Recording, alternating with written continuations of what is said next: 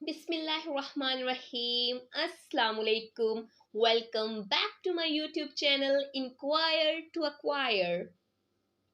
Today we will discuss about what is velocity. Uniform velocity किसे कहते हैं? Acceleration कब produce होता है? And what is meant by the uniform accelerations?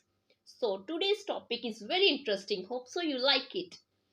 चले अब पहले डिस्कस करते हैं वेलोसिटी से कि what is velocity and what is the difference between speed and velocity. Let's begin. Velocity velocity हमें सिर्फ ये चीज नहीं बताती कि बॉडी मूव कर रही है, किस स्पीड के साथ मूव कर रही है। नो, तो स्पीड और वेलोसिटी में फर्क क्या रह जाएगा अगर स्पीड भी हमें वही चीज बता रही है, वेलोसिटी भी वही चीज बता रही है। So velocity is something different. Velocity हमें बताती है कि हमारी बॉडी जो मूव कर रही है वो किस डायरेक्शन में मूव कर रही है, किस स्पीड के साथ मूव कर रही है और किस डायरेक्शन में मूव कर रही है। सो हमने पहले भी पढ़ा है कि जहां पे डायरेक्शन आ जाती है वो टर्म तो वेक्टर क्वांटिटी हो जाती है। सो इट मींस दैट कि हमारी जो वेलोसिटी है वो एक वेक्टर क्वांटिटी है। बट वेट, वेलोसिटी को हम डिफाइन किस तरह से करेंगे? So velocity is basically rate of displacement of body। और जहां पे rate का वर्ड आ जाता है उसका मतलब होता है कि हमारे ओवर में टाइम आ रहा है, कि जिस भी चीज को हम डिस्कस कर रहे हैं वो टाइम टेकन के साथ हम उसको ले रहे हैं। मींस के डिस्प्लेसमेंट में क्या, कितना डिस्प्लेसमेंट कवर किया और कितने टाइम में कवर किया, it is the velocity. Velocity is equals to d over t, and when we are defining t, it is equals to v or t. Product of velocity and time is equals to displacement. Unit of velocity is, as we know, distance का unit होता है और distance और displacement का unit होता है meters, and time का unit होता है seconds.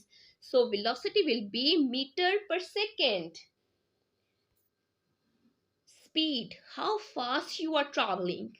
And velocity is speed in a given direction, के हम अगर मूव कर रहे हैं तो हम साउथ में मूव कर रहे हैं, नॉर्थ में मूव कर रहे हैं, कितनी स्पीड के साथ और किस डायरेक्शन में मूव कर रहे हैं, ये हमें देगा वेलोसिटी। नेक्स्ट है यूनिफॉर्म वेलोसिटी। अब एवरेज वेलोसिटी के एक टाइम टी में हमारे पास वेलोसिटी एवरेज कितनी है।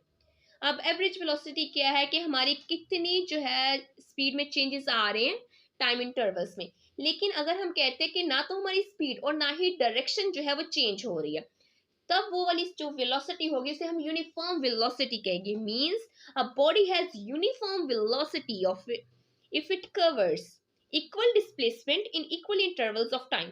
मतलब कि हम टाइम इंटरवल्स बनाते हैं, लेट्स से हमने 5 इंटरवल्स सेट कर लिए, 5 सेकेंड्स के या 2 सेकेंड्स के, तो उनमें जितनी भी स्पीड और जिस डायरेक्शन में मूव करें वो सेम हो। इंटरवल्स चाहे 10 हैं चाहे 15 हैं, और शॉर्ट है लॉन्ग है, नो इशू।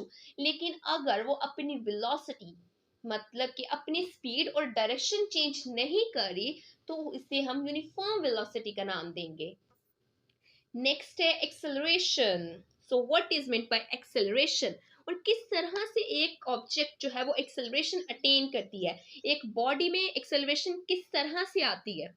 अब बहुत सारे केसेस इस तरह से होते हैं कि हमारी जो वेलोसिटी है बॉडी की चेंज कर रही होती है, चाहे वो मैग्नीट्यूड में चेंज करे या डायरेक्शन में चेंज करे, ये दोनों में चेंजेस आ सकते हैं। लेकिन इसको समझने से पहले हम एक छोटी सी एग्जांपल को डिस्कस करते हैं। लेट्स से कि अगर हम कह रहे हैं कि हमारी एक कार जो है वो मूव कर रही है 20 मीटर पर आवर की स्पीड से, तो कॉन्स्टेंटली वो यही स्पीड के साथ मूव कर रही है, तो क्या उसमें एक्सेलरेशन प्रोड्यूस होगा? What will be the answer? So it's no, उसमें एक्सेलरेशन प्रोड्यूस ही नहीं हो सकता, क्योंकि वो कांस्टेंट स्पीड के साथ मूव कर रही है और वो 1 घंटे से उसी स्पीड के साथ मूव करी जा रही है, तो उसमें एक्सेलरेशन कैसे प्रोड्यूस होगा? मतलब कि एक्सेलरेशन किसी किस्म की चेंजेस से रिलेटेड है। अगर तो वो कांस्टेंट मूव कर रही है, एक्सेलरेशन प्रोड्यूस नहीं हो रहा, मतलब कि स्पीड में फर्क आना चाहिए ताकि एक्सेलरेशन प्रोड्यूस हो। अब इसकी एग्जांपल इस तरह से लेते हैं कि पहले हम रेस्ट की पोजीशन में थे, मतलब कि हमारी जो कार थी वो रेस्ट में थी, वो मूव नहीं कर रही थी, लेकिन आफ्टर 10 सेकेंड्स हमारी कार जो है वो मूव करना स्टार्ट हो गई। अब उसने अपनी स्पीड में चेंजेस ली, पहले वो रेस्ट में था, बाद में मूव कर रही है कार, मतलब कि यहाँ पे एक्सेलरेशन प्रोड्यूस होगी। अब एक्सेलरेशन की कोई ना कोई वैल्यू होगी, हमारी बॉडी जो है उसने एक्सेलरेशन को अटेन कर लिया है। एक्सेलरेशन किसके साथ लिंक करिए, फिर वेलोसिटी में चेंजेस के साथ, कि rate of change of velocity of the body is called acceleration. अब एक्सेलरेशन किस तरह से हम इसको देखें, अब change in speed, change in direction या चेंज इन बोथ, ये हमारे पास होता है चेंज इन वेलोसिटी, और इससे हमारे पास प्रोड्यूस होती है एक्सेलरेशन। एक्सेलरेशन अब प्रोड्यूस हो रही है, इसकी सिंपल वन एग्जांपल लेके डिस्कस करते हैं। देखें कि अगर हम बात करें कि हमारी जो बॉडी मूव कर रही है या हमारी एक कार जो है वो मूव कर रही है, अगर वो कांस्टेंट स्पीड के साथ जा रही है, उसमें कोई एक्सेलरेशन नहीं, लेकिन सडनली ड्राइवर ने ब्रेक लगा दी, अब हम जो है, जो उसमें ड्राइवर की सीट पे बैठा हुआ पर्सन होगा वो फ्रंट की तरफ मूव करेगा, मतलब कि उसमें एक्सेलरेशन प्रोड्यूस हुई, एक कांस्टेंट मोशन से उसने ब्रेक लगाई, अपनी स्पीड चेंज की, तो हमारे पास एक्सेलरेशन प्रोड्यूस होगा। या अगर ऐसे कहते हैं कि हम लोग मूव कर रहे थे स्ट्रेट लाइन में और अचानक ही लेफ्ट की तरफ मूव किए, तो हम जो है हमारी बॉडी वो टुवर्ड्स द राइट मूव करेगी, तो वहां पे भी एक्सेलरेशन प्रोड्यूस होगा। सो this is the concept of the acceleration, कि किस तरह से हमारी जो वेलोसिटी में चेंज आते हैं उससे एक्सेलरेशन प्रोड्यूस हो रही है।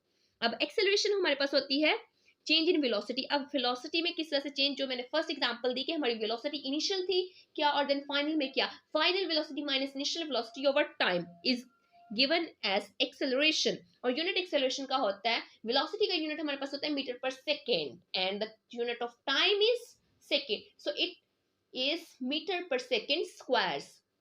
अब इसकी और एग्जांपल लेते हैं कि हमारे पास एक्सेलरेशन किस तरह से बेसिक हो रही है। अब अगर तो स्पीड अप करें, मतलब कि पहले स्पीड स्लो थी उसे स्पीड अप किया तो एक्सेलरेशन प्रोड्यूस होगी, अगर बहुत तेज मूव करे थे स्पीड को स्लो कर देंगे तब भी एक्सेलरेशन प्रोड्यूस होगा। अब ये तो हो गया। अब बर्ड्स की एग्जांपल, अगर हम डायरेक्शन को चेंज करते हैं तो उससे भी हमारे पास एक्सेलरेशन प्रोड्यूस होगा। सो this is basic acceleration. Now average accent है, तो हमारी जो एक्सेलरेशन होगी वो यूनिफॉर्म होगी, means a body has uniform acceleration if it has equal changes in velocity in equal intervals of time, however short the interval may be. अब acceleration positive भी होता है, एक्सेलरेशन नेगेटिव भी होता है। अब डिपेंडिंग अपॉन द सिचुएशन के acceleration हमारा पॉजिटिव क्या होगा, नेगेटिव कब होगा। एक्सेलरेशन हमारा बॉडी का पॉजिटिव तब होगा अगर वेलोसिटी जो है वो टाइम के साथ इंक्रीज कर रही है, और इसमें दोनों की डायरेक्शन जो है एक्सेलरेशन की एंड वेलोसिटी की डायरेक्शन सेम होगी। अगर एक्सेलरेशन नेगेटिव है, इसका मतलब कि हमारी वेलोसिटी जो है वो डिक्रीज हो रही है, और इसमें हमारी एक्सेलरेशन की direction and the body which is moving उसकी डायरेक्शन ऑपोजिट होगी। अब नेगेटिव एक्सेलरेशन को हम डिसलेरेशन या रिटार्डेशन भी कहते हैं। एक्सेलरेशन एक मूविंग ऑब्जेक्ट का हमारे पास वेलोसिटी की डायरेक्शन में होता है जब वेलोसिटी इंक्रीज कर रही है, और ऑपोजिट डायरेक्शन में जब वेलोसिटी जो है वो डिक्रीज कर रही है। नेक्स्ट हमारे पास आता है motion of freely falling bodies. ये कॉन्सेप्ट फिजिक्स में बहुत इंपॉर्टेंट है कि हम फ्री फॉल कब होता है, और इवन तो अगर हम अपने बहुत सारे झूले देखते हैं उनमें भी फ्री फॉल का जो कॉन्सेप्ट है वो यूज हो रहा होता है। सो physics is related with daily life examples. Free fall का अब क्या कॉन्सेप्ट है, अगर हम एक हाइट से अपने एक ऑब्जेक्ट को फॉल करवाते हैं और ऑब्जर्व करते हैं उसकी मोशन, तो उसकी मोशन क्या होगी। लेट्स से हम हर किस्म के रेजिस्टेंस को रिमूव करें और घर की छत पे खड़े हो जाते हैं, और वहां से एक पेपर को और एक स्टोन को हम नीचे फेंकते हैं। नोटिस कि हमारी जो दोनों ऑब्जेक्ट्स हैं वो सेम टाइम पे नीचे पहुंचती हैं ग्राउंड पे, लेकिन ये होता क्यों है, इसके पीछे क्या ऐसी लॉजिक है जिसकी वजह से ये कॉन्सेप्ट जो है वो प्रिवेल कर रहा है। मतलब कि वेलोसिटी इंक्रीज करती है, डिक्रीज करती है, कांस्टेंट होती है जब वो दोनों ऑब्जेक्ट जो है वो ग्राउंड पे आते हैं। क्या फर्क आता है उनमें ऐसा। अब गलीलियो जो थे वो पहले साइंटिस्ट थे जिन्होंने इस चीज को नोटिस किया, उन्होंने देखा, उन्होंने बेसिकली ऑब्जेक्ट्स को फॉल करवाया और उन्होंने ऑब्जर्व किया कि उनकी सेम एक्सेलरेशन रहती है, मैसेज चाहे कोई भी हो, एक हैवी ऑब्जेक्ट है एक लाइटर ऑब्जेक्ट है, no no dependence on the message, वो ऑब्जेक्ट्स जो है वो सेम टाइम पे ग्राउंड पे पहुंच रहे हैं। अब ये क्यों पहुंचते हैं, इसके पीछे क्या है? एक्सेलरेशन फ्री फॉलिंग बॉडीज का हमारा जो है वो ग्रेविटेशनल एक्सेलरेशन कहलाता है, और इसको हम डिनोट करते हैं बाय द लोअर केस जी।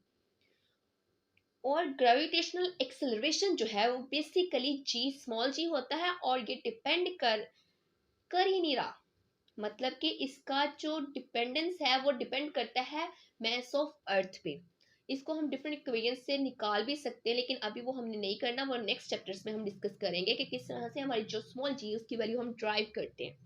लेकिन अभी तक इतनी बात समझनी है कि जो ऑब्जेक्ट हम हाइट से गिरा रहे हैं उनके ऑब्जेक्ट के मैसेज पे हमारा स्मॉल जी जो है वो डिपेंड नहीं करता, ये डिपेंड करता है मैस ऑफ अर्थ पे, और अर्थ का मैस हर ऑब्जेक्ट के लिए सेम रहता है, और इसकी वैल्यू हमारे पास होती है 10 मीटर पर सेकेंड स्क्वायर्स, क्योंकि ये है तो एक्सेलरेशन लेकिन ग्रेविटी की वजह से हो रहा है, इसलिए हम इसे ग्रेविटेशनल एक्सेलरेशन कहते हैं। और जब जी हमारा ऊपर से नीचे की तरफ हम बॉडी को फॉल करवा रहे हैं तो पॉजिटिव होगा, और जब नीचे से मतलब कि ग्रेविटेशनल के ऑपोजिट मूव करवा रहे हैं तब हमारी जी की वैल्यू जो है वो नेगेटिव होगी। So this is R two. तो ये था आज का हमारा topic, hope so you like it. Next, we will discuss about what is force, what is inertia, what is momentum, and also Newton's laws of motion. So next lecture बहुत interesting होने वाला है. And also subscribe my channel and press the bell icon ताकि आने वाली videos के notification आपको time से मिलते रहें. तब तक अपना रखिए ख्याल.